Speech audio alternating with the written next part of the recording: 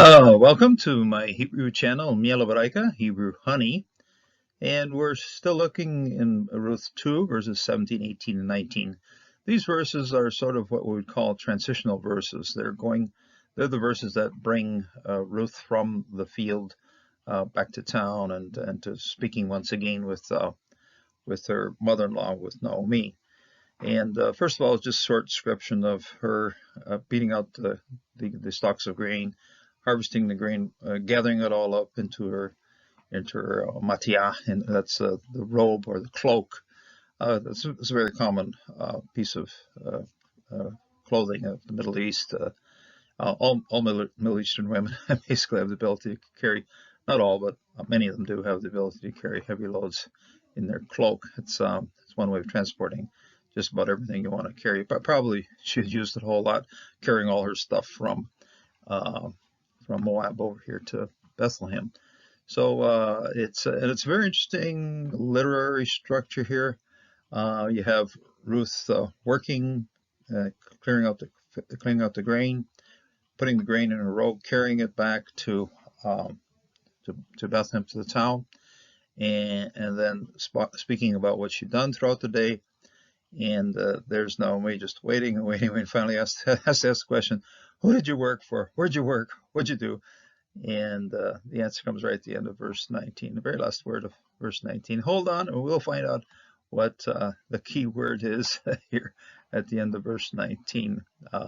It's a bit of, I'll leave you a cliffhanger, okay? Stick with the study, find out what's the important part of verse 19.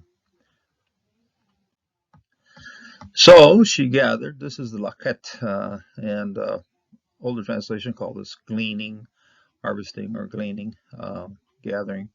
I like the word gather because it does very descriptive of what is done there. They take the grain, gather it up, tie it together so that it can be carried and brought to a central place where eventually, as we see here, she gathered in the field until the evening. Erev.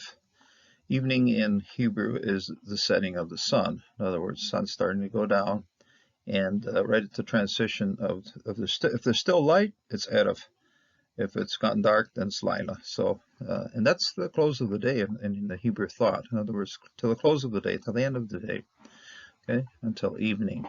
This is a pausal form of the Hebrew here, so stick around and find out what a pausal form is. Then she beat out bot, and this was very much onomatopoeia. In other words, onomatopoeia is the action reflects the sound reflects the action. So, and the word beat is kind of close to what the Hebrew is saying, bot, and she's batted it out, beat it out, just clobbered the stalks so that all the grains would fall out of the heads. And apparently the grain had dried enough so that would happen. And she gathered it up, which she had gathered, and it was about an ephah of barley. Ephah, somewhere around 40 pounds or so, 20 kilos, maybe a little less than 20 kilos. Basically, whatever a person of that age and normal strength of the day would be able to carry. A woman of that day would be able to carry an ephah, approximately 40 pounds of material. Like I said in the introduction, she had been using her cloak to carry. We're going to catch up with the cloak in chapter 3, but here she had to carry it somehow. You can't carry loose grain just in your hands. You have to wrap it up into a cloak and tie it up so that you can sling it over your back and carry it back to the town. And about 40 pounds, and that actually is stating here in ephah, that means she had a very good day. She spent the day working hard and apparently had gotten. This is about as much as you would be able to harvest in a day. In other words, if depending on how easily it would come out of the stalks and so forth. But yeah, and found some rocky or some place that was flat enough and clean enough so that she could, with a stick or something, smash out the grain, separate the barley from the stalks, and then gather that up. Might have been some chaff in with it as yet, because that's kind of the process is first beat it out and then later on throw it into the air to clear the chaff away. But there might have been some chaff along with the grain she had at this point. So it was about an ephah of barley, and she took it up and gathered it up and went into the city, okay, into Ha'ir. Ir is city. It might be a little better to call it town. Uh, in English language, when we say city, we think of a large place. But in Hebrew parlance, city is any inhabited place. Can be all the way down to village size almost. So might be better to say into the town. And her mother-in-law there was Hamotach, and saw that she had what she had gathered, what she had gleaned, and she brought it out. In other words, let's say, here it is. Okay, and the she had brought the ephah of barley in her outer robe, and the other one was wrapped up in a separate package. And this was the gozi, the gozi, there's a keli, the burned grain. This is the food that was left over.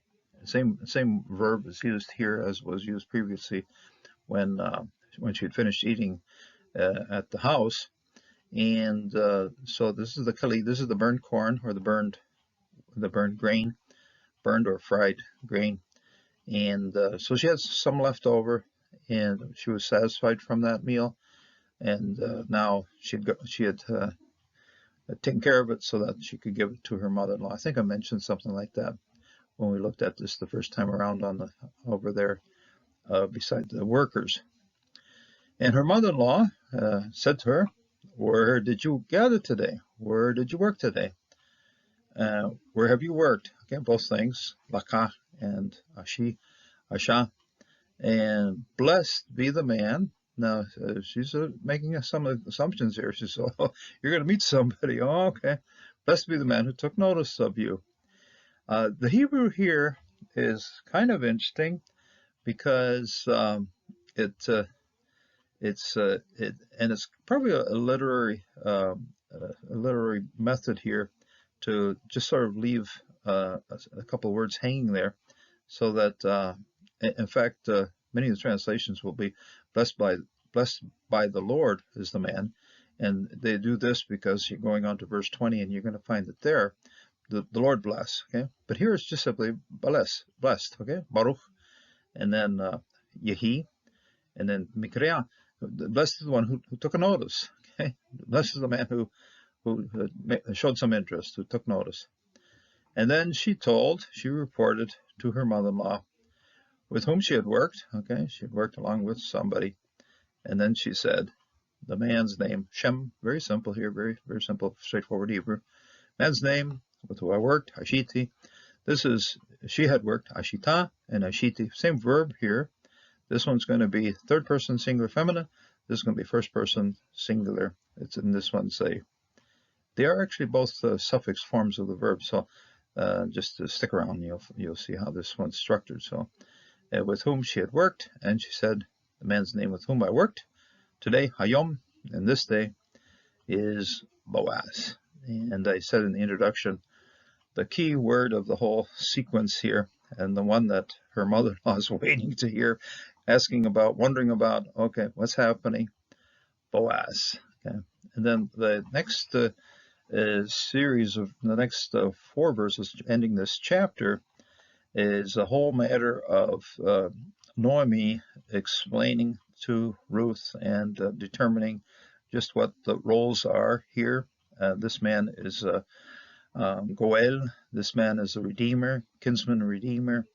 That becomes the definition of this man's role becomes very, very important. So it's one way of rescuing the family, rescuing the name, rescuing the inheritance, restoring the family, bringing the family back. The family's been lost with the death of all these other guys, but now the family can be rescued. The family can be restored.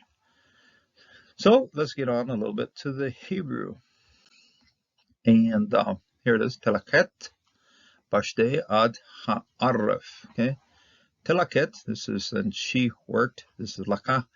I think, yeah, we're going to have Laka here.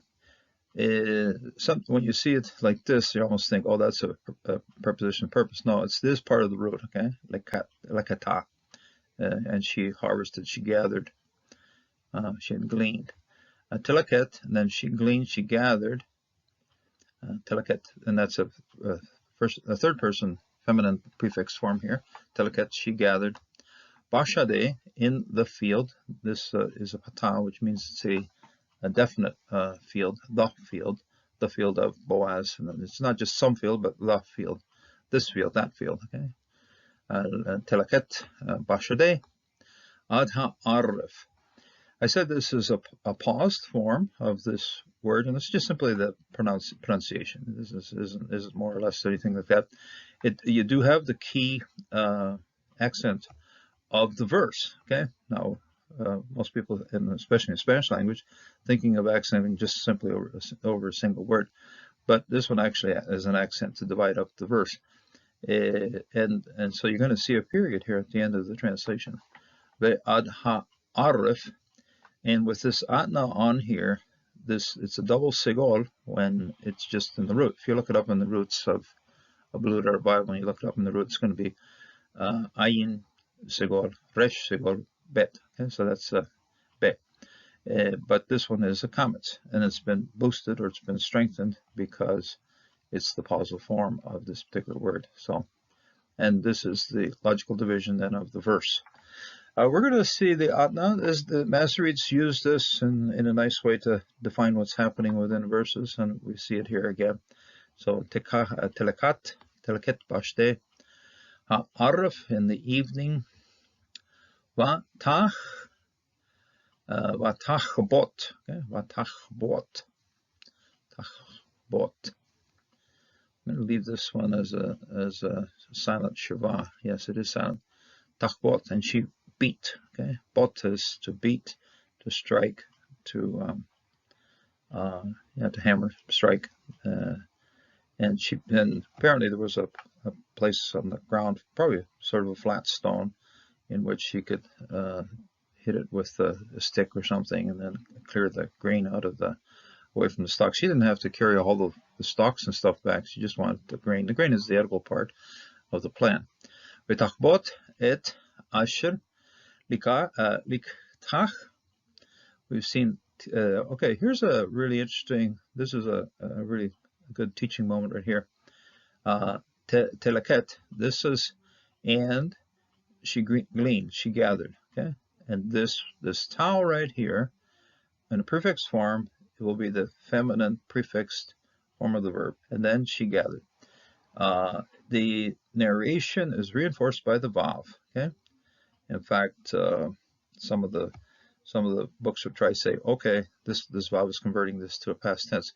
No. It is in the past tense. The vav just simply reminds you of that. It doesn't do there's no such thing as a converting vav. Okay. If you're reading your textbooks and you hear about a converting vav, whoa, stop. No.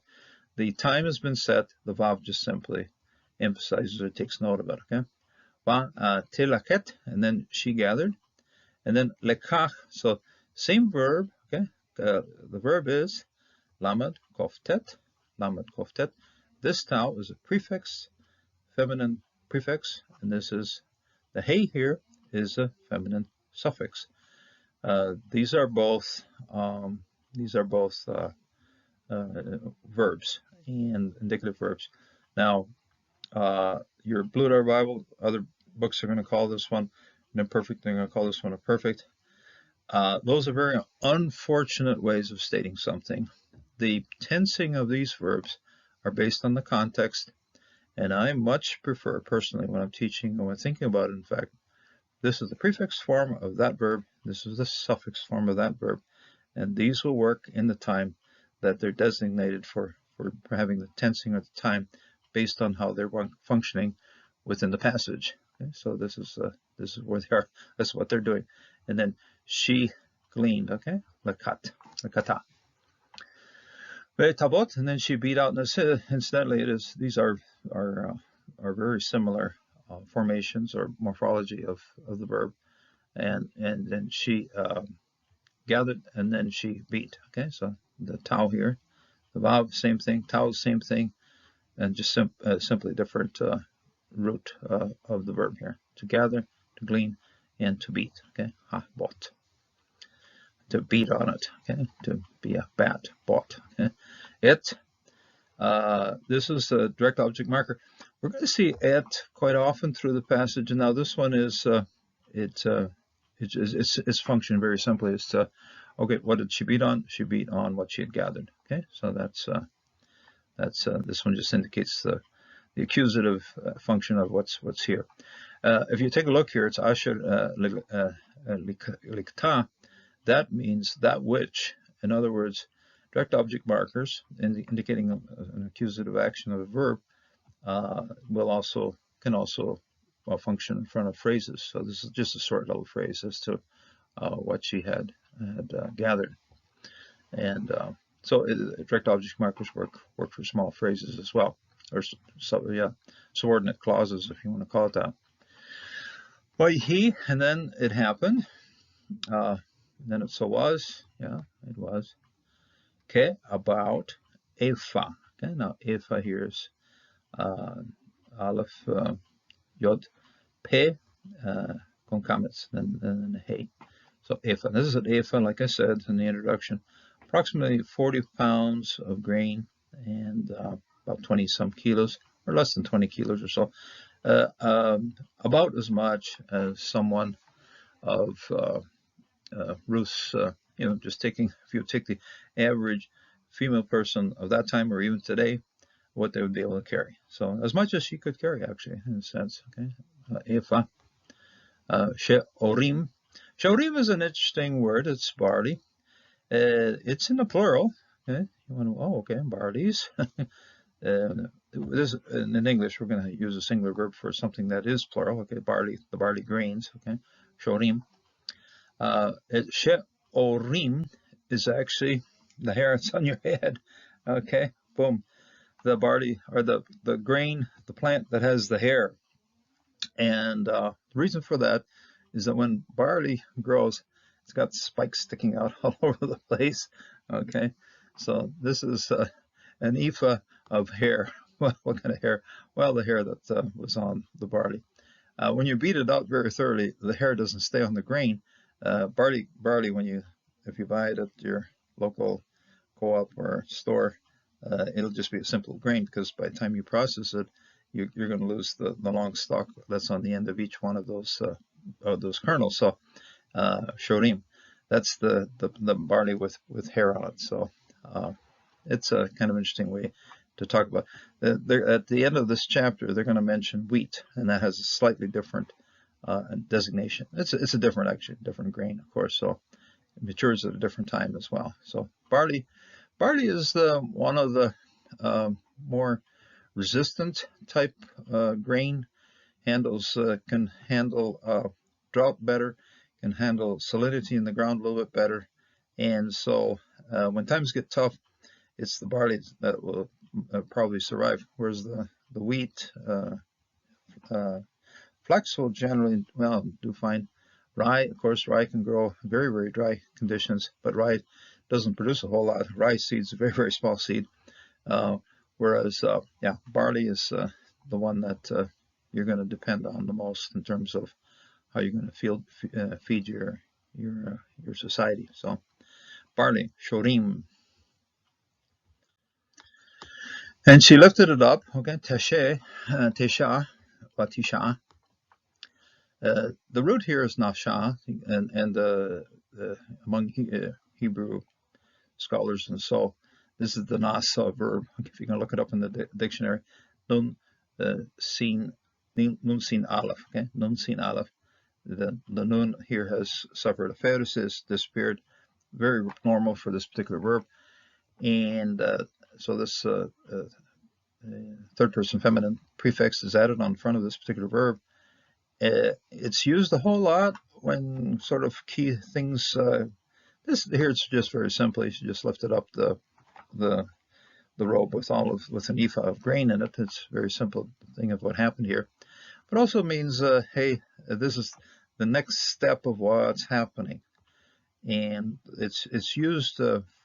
Incidentally, it's found throughout the story of the Exodus, and it's found when the people of Israel have to pull up their tents, okay, lift up all their tent stakes and so on, and put it all on top of camels and animals and go walking across the desert again.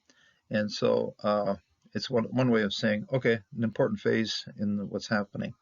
So this, yeah, just very simply is, okay, she picked all of that food up, and now she's hiking back to town. Very tabo, and then she went. This is the full root right here. Quite often this bet aleph drops the valve, but here it is, tabo, tabo ha'ir, to the city, and she came to the town, went to the town. Tare, and then we've seen tashe, tare.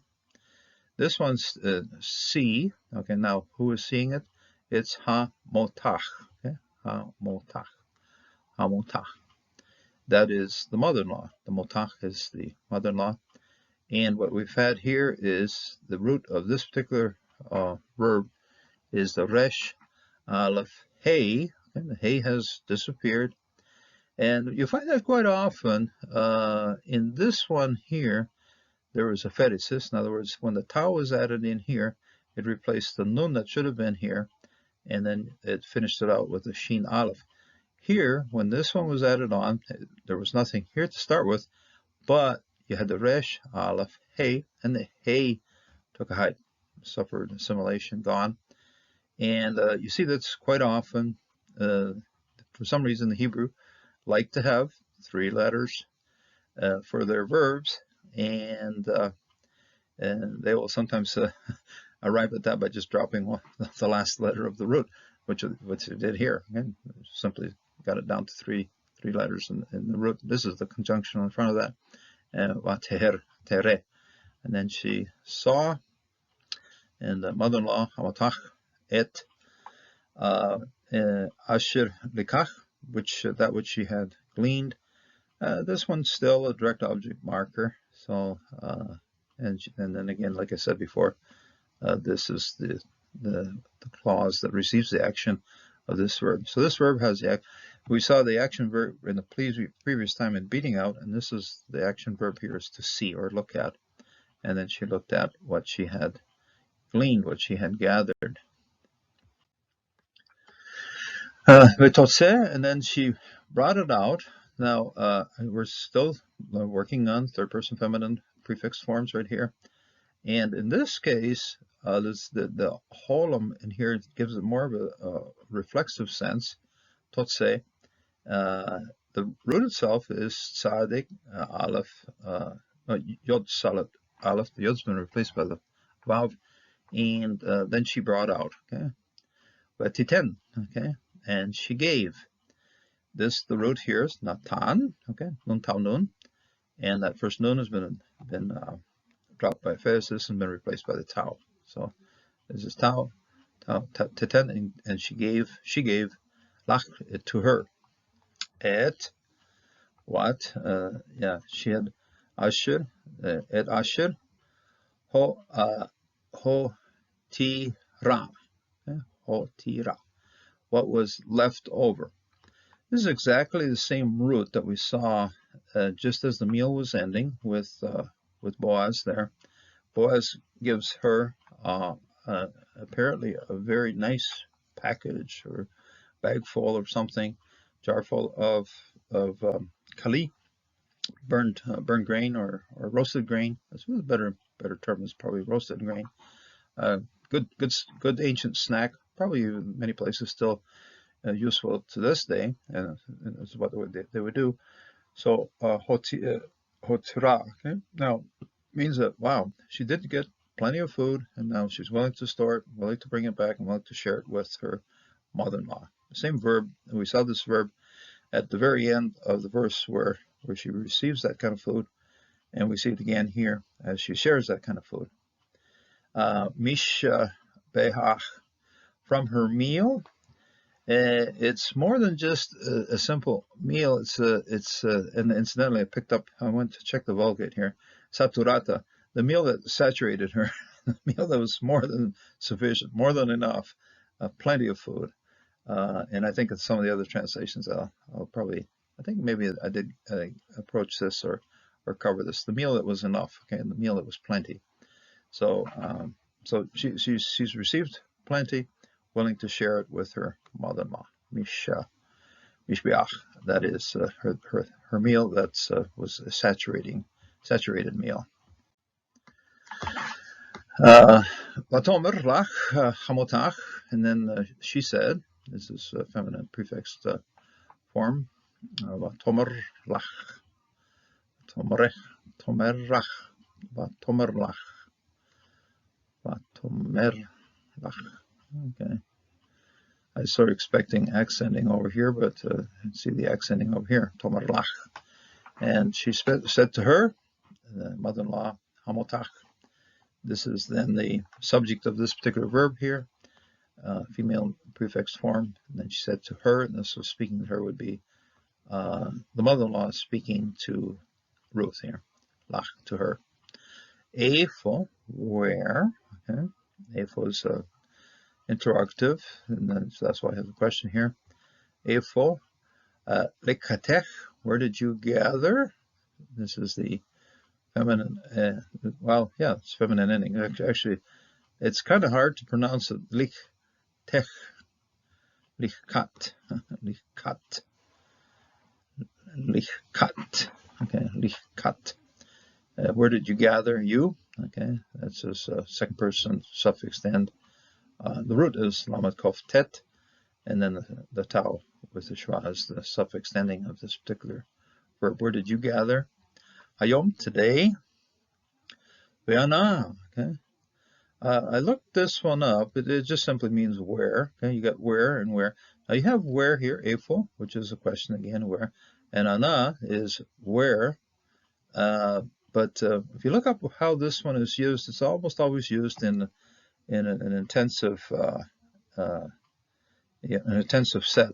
A set of circumstances. One of the one I checked back, and it's found in Joshua 2, and Ruth is saying to the messengers who came from the king of Jericho asking about the two spies.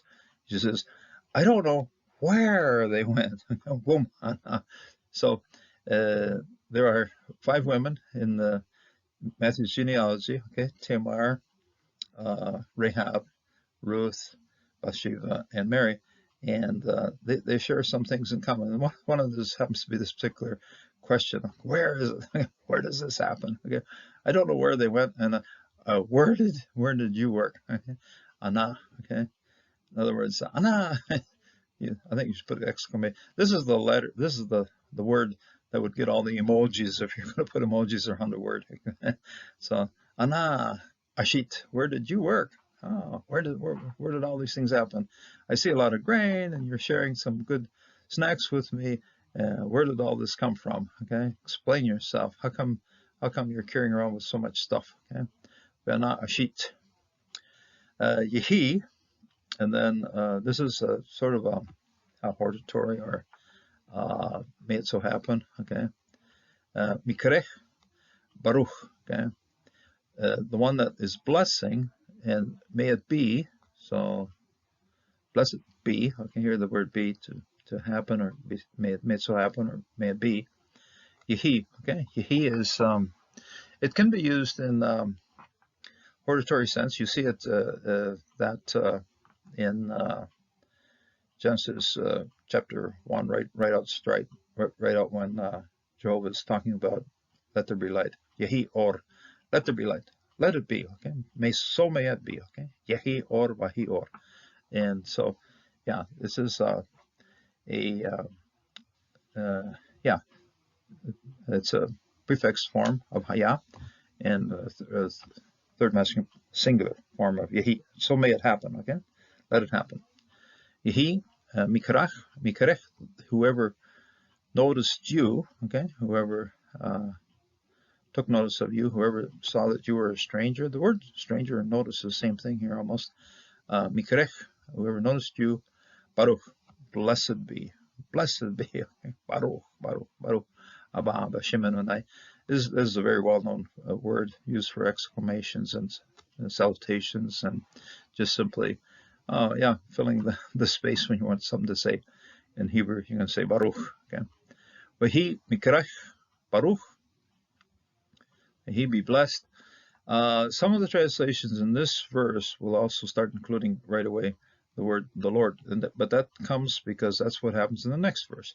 Whereas in this verse, Jehovah isn't mentioned as yet. Okay, we're still operating on Who is this guy? Who's been with you, and so forth. Next verse uses this particular sequence again, and then includes Yehovah.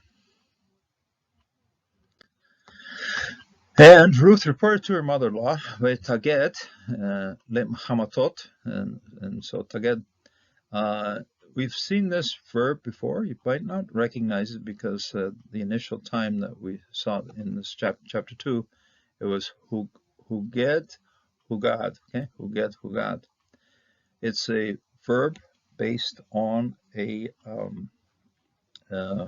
preposition that means in front of. Okay, standing in front of, reporting directly, face to face.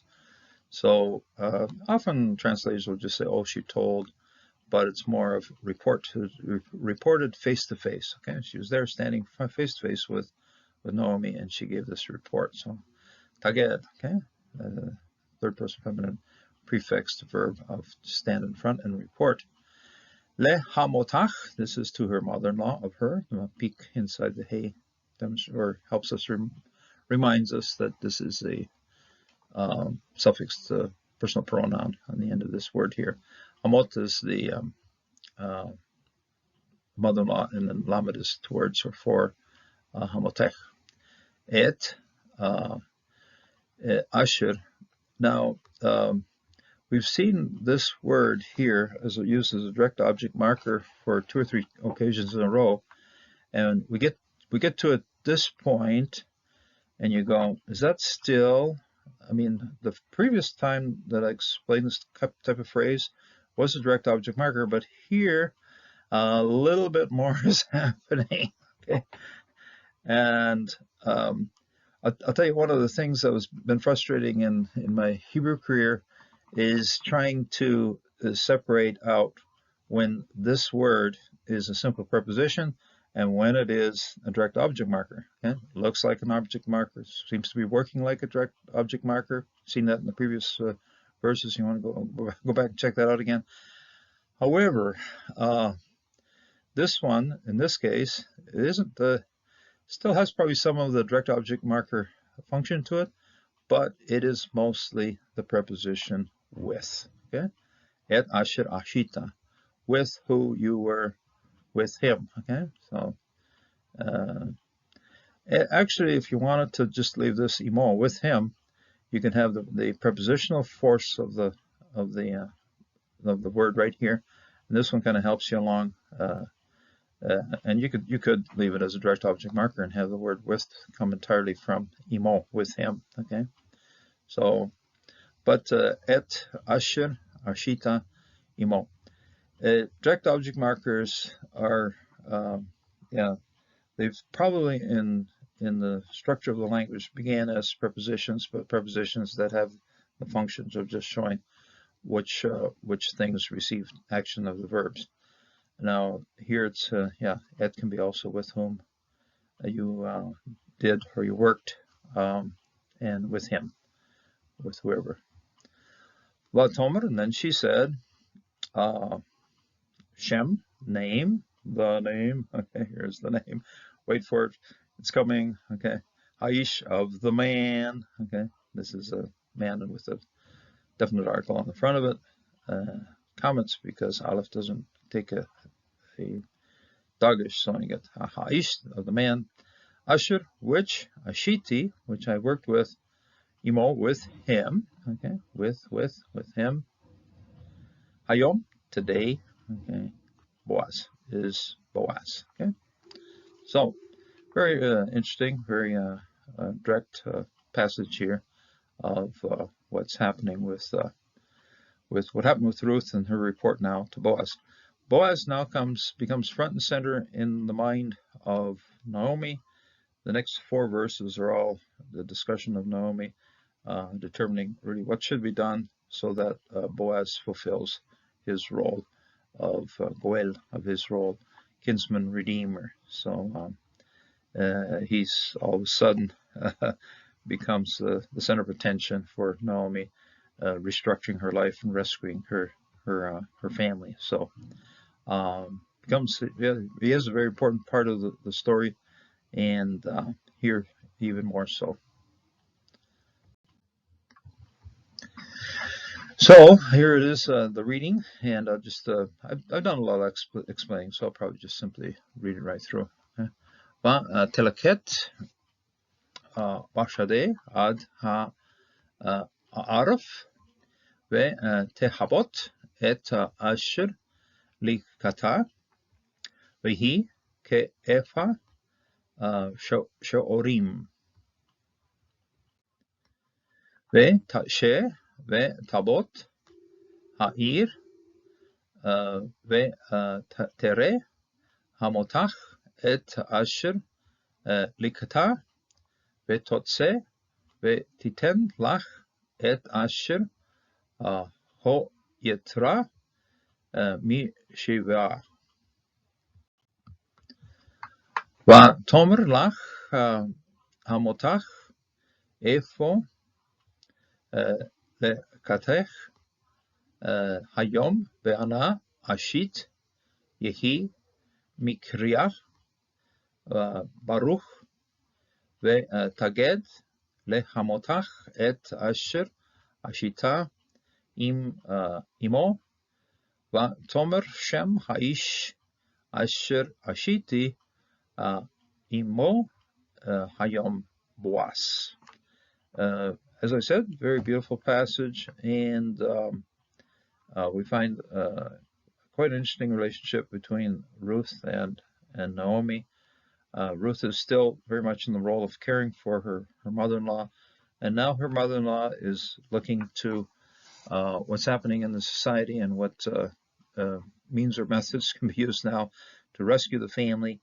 And as I said, the very key word right here at the end is Boaz. Boaz has become the center of attention of what Naomi hopes to accomplish at this point. Now, the whole matter of Goel, the whole matter of what Jehovah expects from people, the passage the next four verses stay very much Jehovah-centered, but also centered on the fact that now redemption, being a redeemer, rescuing the family, restoring the name, that becomes front and center in the story. This is very much defines in a way in which Christian theology works as well. We as people require a redeemer. We need somebody to rescue us. In the case of Ruth and Naomi, it was Boaz. In our case, it's our Redeemer, our Lord and Savior, Jesus Christ. Of all the five women that are in the genealogy of Matthew, first Matthew, the five women in there, Tamar, Rahab, Ruth, Bathsheba, and Mary, all of them required a Redeemer. And it's very interesting in the case of Mary. On the one hand, Joseph married her. On the other hand, the Redeemer that became Redeemer of Mary and our Redeemer was her son, Jesus Christ. And so this establishes a principle of God rescuing us, restoring us, bringing us into his family, and giving us a name. And that all comes through the redemptive work of our Savior, Jesus Christ. So come before the Lord, accept Jesus as your Savior, and with that, we have the benefit of being redeemed through the blood of Christ. So may God bless, may God strengthen you in this day. Until the next time.